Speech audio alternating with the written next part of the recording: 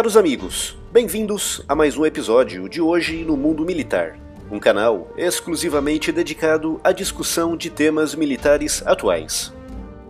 Todos nós já ouvimos falar em regimentos, batalhões e divisões, mas o que são exatamente esses termos e o que eles representam nos exércitos modernos? Para uma melhor organização no campo de batalha, os soldados, os veículos e as peças de artilharia são divididos em unidades. Essas unidades são comandadas por oficiais, como generais, tenentes e capitães, mas as menores também podem ser comandadas por praças, como cabos e sargentos. A ideia por trás dessa separação tem por objetivo facilitar e agilizar a organização e a movimentação de grandes unidades militares, através de uma cadeia bem clara e rígida de comando. O oficial de alta patente, ao comando de milhares de homens, recebe uma ordem que, por sua vez, é repassada a um outro oficial de patente inferior. Esse oficial, ao comando de algumas centenas de homens, repassa a ordem a um suboficial ou praça, que tem sob o seu comando algumas dezenas de homens. Homens esses que também estão subdivididos em unidades menores, algumas das quais compostas por apenas 4 ou 5 militares. Dessa forma, uma ordem complexa, destinada a dezenas ou até mesmo centenas de milhares de soldados, pode ser mais facilmente transmitida e, mais importante de tudo, a sua execução pode ser acompanhada de perto de forma muito mais eficiente. As unidades militares variam muito de exército para exército, mas de modo geral, e começando de cima para baixo, a maior unidade militar existente é o chamado Grupo de Exércitos, que pode ter centenas de milhares de soldados. Trata-se de uma unidade tipicamente comandada por um marechal, coronel, general ou general. Os grupos de exércitos são criados para facilitar operações militares em regiões geográficas específicas. Ao invés dos comandantes de vários exércitos responderem diretamente ao Estado-Maior, eles respondem ao comandante do seu grupo de exércitos, evitando assim uma sobrecarga de trabalho para o Estado-Maior. O primeiro grande exército moderno a aplicar essa divisão das suas forças foi o alemão, durante a Segunda Guerra Mundial, um modelo que foi rapidamente seguido por outros grandes exércitos da época. Por exemplo, na invasão alemã da União Soviética, conhecida como Operação Barbarossa, as dezenas de exércitos alemães que participaram na invasão foram divididos em 3 grandes grupos de exércitos. O Grupo de Exércitos Norte, cujos alvos eram os países bálticos e Leningrado. O Grupo de Exércitos Centro, cujo alvo era Moscou. E o Grupo de Exércitos Sul, cujos alvos eram os campos agrícolas da Ucrânia e os poços petrolíferos do Cáucaso. Logo abaixo do grupo de exércitos está o exército, tipicamente comandado por um general, que tem sob o seu comando múltiplos corpos de exército, podendo agrupar mais de 100 mil soldados. Abaixo do exército estão os corpos de exército, que são unidades militares que agrupam debaixo de um mesmo comando 2 ou mais divisões, totalizando cerca de 60 a 80 mil militares. No exército brasileiro não existe o conceito de corpo de exército, mas é utilizado nos Estados Unidos desde a Guerra Civil Americana de 1862. No campo de batalha, o objetivo de um corpo de exército é facilitar o ataque coordenado contra um mesmo alvo por 2 ou mais divisões. Abaixo do corpo de exército estão as divisões, que podem ter de 9 mil a 20 mil soldados, pertencentes a brigadas ou regimentos. Pode ser comandada por um general, tenente-general, general de divisão ou major-general. É considerada a menor unidade de armas combinadas capaz de realizar operações militares independentes. Tipicamente, uma divisão possui todo o necessário para garantir a sua eficiência em combate, incluindo artilharia e unidades de socorro, sendo por isso uma unidade autossustentável.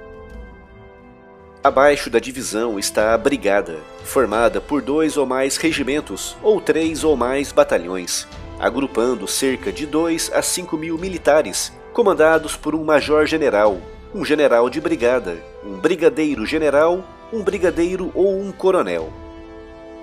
As brigadas costumam desempenhar funções específicas numa divisão, como por exemplo as brigadas de infantaria paraquedista e de infantaria motorizada, mas já começam a aparecer as brigadas de armas combinadas, que aos poucos começam a retirar as funções das divisões em operações militares de curta escala. Existem também as brigadas independentes, que podem operar de forma autônoma, como por exemplo as brigadas da OTAN, formadas por 3 a 5 mil militares, constituídas por batalhões de artilharia, infantaria e outros elementos de apoio. Abaixo da brigada vem o regimento, formado por 2 ou mais batalhões, totalizando de 2 a 3 mil militares, comandados tipicamente por um coronel. Um regimento pode ser dividido em regimental, ou seja, que pode ser utilizado em combate, ou continental, destinado a tarefas administrativas. Na década de 70, o Exército Brasileiro eliminou o escalão regimento da sua organização, com a sua estrutura passando a ser organizada à volta de batalhões independentes. Mas o termo regimento ainda é utilizado no Brasil para designar unidades militares equivalentes a batalhões, mas específicas para cavalaria e de carros de combate. Tipicamente no Brasil, o termo regimento é apenas uma referência histórica, já que a organização baseia-se em batalhões. Abaixo do regimento está o batalhão, formado por algumas centenas de soldados divididos em 2 ou mais companhias, tipicamente comandado por um tenente-coronel ou major.